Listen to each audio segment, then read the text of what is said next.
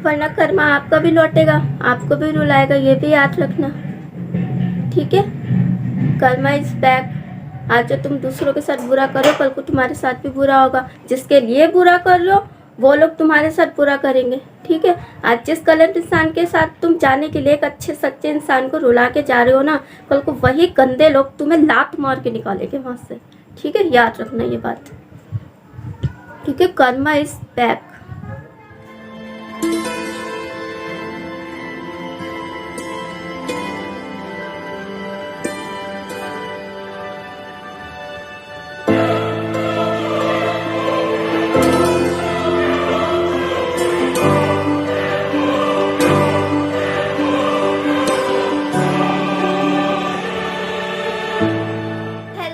कैसे आप सब लोग ठीक होंगे? आप लोगों को क्या होगा?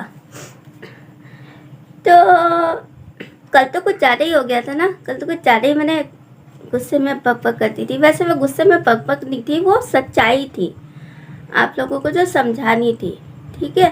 कभी कभी ना जब कोई प्यार से नहीं मानता है ना, तो उसको ऐसी एंग्री होकर समझाना पड़ता है। अगर तब भी उसको यकीन, मतलब कि यकीन तो ना ही आए, पता नहीं उसके भेजे की बात है, हाँ। लेकिन तब भी उसको अगर नहीं समझ आए ना, गुस्से से, डांट से, प्यार से, तो उसको उसी के हाल पे छोड़ देना चाहिए, ठीक है। ऐसे इंसान को वक्त के हाथों छोड़ देना चाहिए, क्योंकि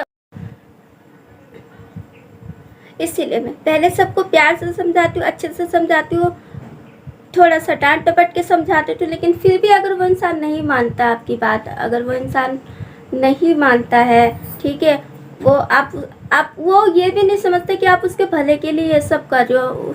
क्योंकि आजकल का ज़माना ऐसा हो गया ना कि भलाई करो ज़माना ही नहीं रहा। किसी का भला भी करो ना तो भी उसे लगता है कि हमारे खिलाफ साजिश रच रही है। तो ऐसे मूर्ख इंसान को हम कर भी क्या सकते हैं? तो ऐसे मूर्ख इंसान को ना हमें दुश्मनों के हवाले कर ही देना चाहिए कि जा तू दुश्मनों के हवाले ही जा तू।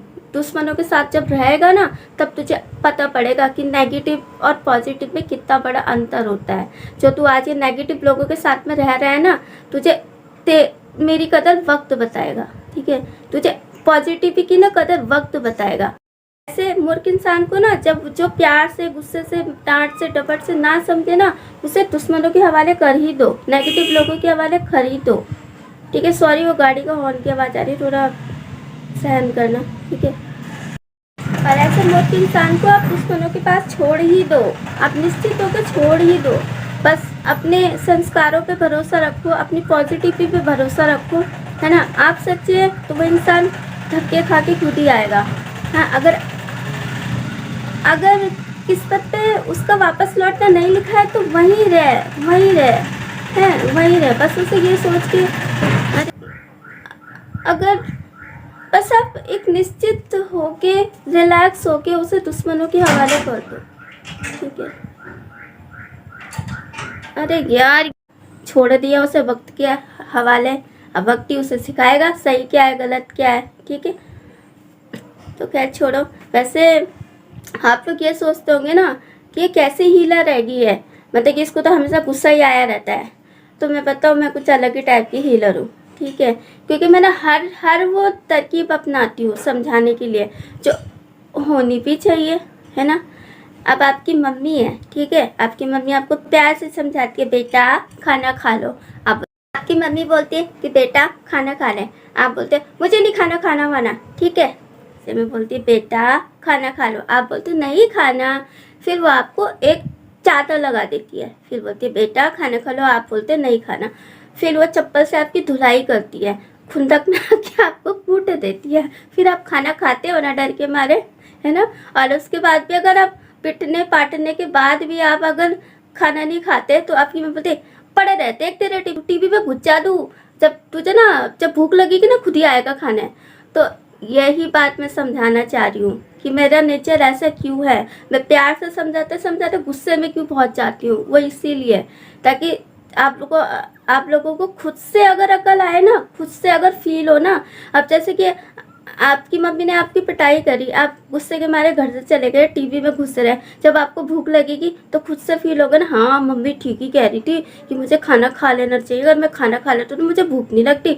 और आप किचन में जाते हो, देख तो खाना ही खत्म हो रखा, फिर आपको और ज़्यादा पछतावा होता है ना। फिर आपको तब क्या करूँ, क्या खाऊँ, क्या खाऊँ, क्या खाऊँ, फिर जाके मम्मी को बोलते मम्मी बना दो ना, भूख लगी है। फिर आपकी मम्मी भले उसे कितना गुस्सा क्यों ना आ रहा होगा, कितना आप पे इरिटेट क्यों ना हो रहा होगा, लेकिन फिर भी बोलेगी हाँ बेटा बैठो मैं खाना बनाती हूँ आपके लिए।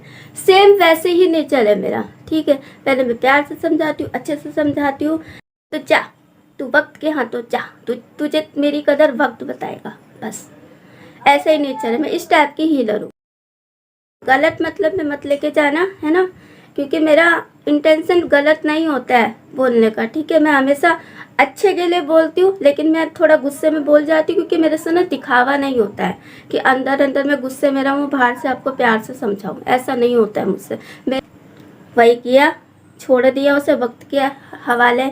अब वक्त ही उसे सिखाएगा सही क्या है गलत क्या है, ठीक है।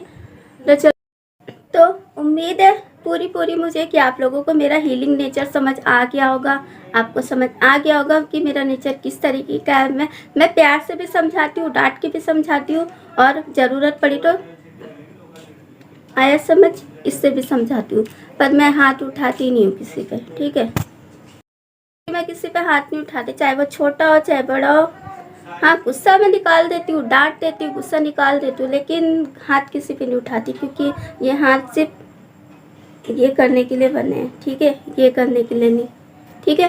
तो उम्मीद है कि आप लोगों को मेरा स्वभाव अच्छे से समझ आ गया होगा, आप लोग मेरी हीलिंग को धीरे धीरे फील कर रहे होंगे, ठीक है। और पता नहीं एक बड़ा कन्फ्यूज़न सा हो रहा है कि कभी 199 सब्सक्राइबर हो जाते हैं, फिर कुछ देर बाद फिर 198 हो जाते हैं, फिर कुछ देर बाद फिर 99 हो जाते हैं, फिर कुछ देर बाद फिर 198 हो जाते हैं। तो मुझे समझ ही नहीं आ रहा है।